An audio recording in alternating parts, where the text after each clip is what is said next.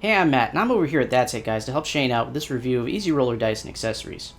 Shane told me that Easy Roller Dice was kind enough to send out these products out for review, and when I heard about the legendary copper dice, I drove all the way out here to Tampa from Orlando to take a look. Now, Shane doesn't play as many role-playing games as I do, so I figured I'd lend my expertise and see if I couldn't use that as an excuse to get my hands on some of these for a few test rolls. We have a polyurethane leather dice cup, a Wyvern reversible microfiber self-standing large dice bag, and my favorite piece here, the set of legendary copper metal dice.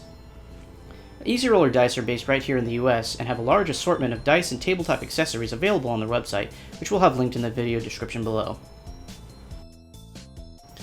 The first thing we're going to be taking a look at is polyurethane leather dice cup. This cup goes for about $17 and includes 5 standard 6-sided white dice.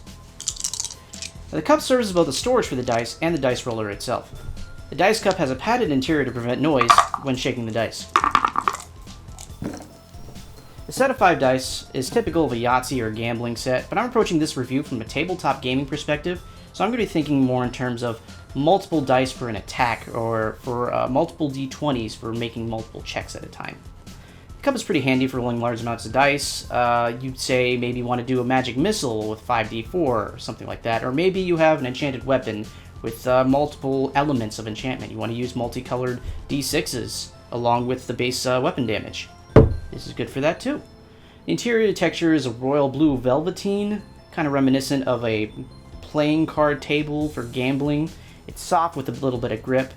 It's tasteful. It's a bit more tactile than, let's say you have a rolling tower, or an entropy tower, as some may call it. Some people still like to roll the dice and still ensure the random results are coming out. One caveat is I would not feel comfortable putting, say, metal dice in this thing, as it would probably end up scratching or denting the velveteen, or the rigidity of this cup would be damaged somehow. I haven't actually tested it out, but I'm too nervous to. I don't want to damage the product. It's just not something I would do. This is largely just going to be for plastic dice, as you know, the normal thing that you would get for role-playing. The item's a bit superfluous. Most people are just going to end up rolling with their hands anyway. If you really want to make a statement at the table, or if you really like the idea of rolling with a lot of room, as opposed to trying to clutch them in your hand, especially with a lot of dice, it's worth looking at or considering if you're looking for dice rolling apparatus. If you're into RPGs like me, you probably already have several sets of dice. You might even already have a dice bag to hold them, although it's probably getting a little bit ratty and the seams are coming off on the edges because of how many you've collected over the years. That's where a product like this comes into play. This is a Wyvern reversible microfiber self-standing large dice bag, large being an understatement here. It's made of red and black velveteen, and emblazoned with a dragon logo on the front, which can also be reversed to show on the inside in the opposite colors. Now, this thing is nice and big and hefty, and will hold more than a few dice. Now, we don't actually have enough dice to actually test out the claim of 200 dice here, but as you can see, just putting about 5 dice in here shows that there's plenty of room for extra just on the bottom layer. And imagine how many stacks of that there could be. We've already tested out with 20, we could still see the bottom. 200 seems like a low ball number for this one. At $12 retail, it's actually a very good value, and I would recommend that to anyone who has a large set of dice, or who wants to help out the table by being the one person responsible for carrying all the dice for every player in the game. Just be sure to keep only plastic or only metal dice in the bag. Harder materials tend to polish off edges and corners of softer ones. Finally, we have the legendary copper metal dice set, retailing at $40. This is a standard set of role-playing dice, a D20, a D12, 2 D10s for percentiles, a D8, a D6, and finally a D4.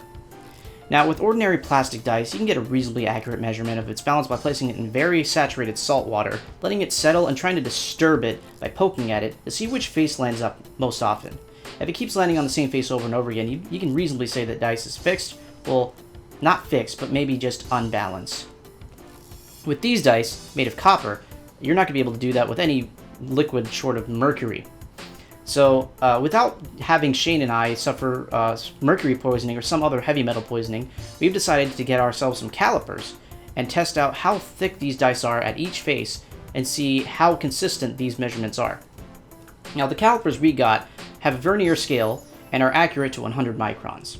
Now, obviously, there is some error with trying to get some of these faces to line up, especially with the lopsided dice like the D8 and the D4. so some of these numbers might be off, but to the best of our knowledge, these are the results that we found. I'm going to be comparing them with the Chessex speckled dice set that I own personally, so we'll have a point of reference for one of the more common brands of dice you can find, usually at conventions or something of the sort. I took several measurements of both the Easy Roller Legendary Copper Metal Dice and the Chessex set to be as accurate as possible.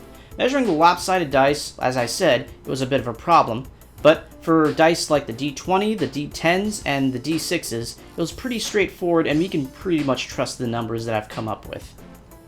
I took the liberty of taking all these measurements and compiling them into a spreadsheet to find the standard deviation of the face sizes for each of these dice individually.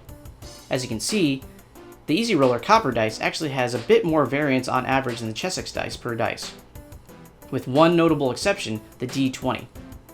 While most D20s tend to be severely unbalanced because of the number of sides and the polishing process of plastic dice, the Easy Roller Legendary Copper Metal D20 seems to have much less variance, which is a really good thing, as that is the dice you're going to be using most often in most role-playing games.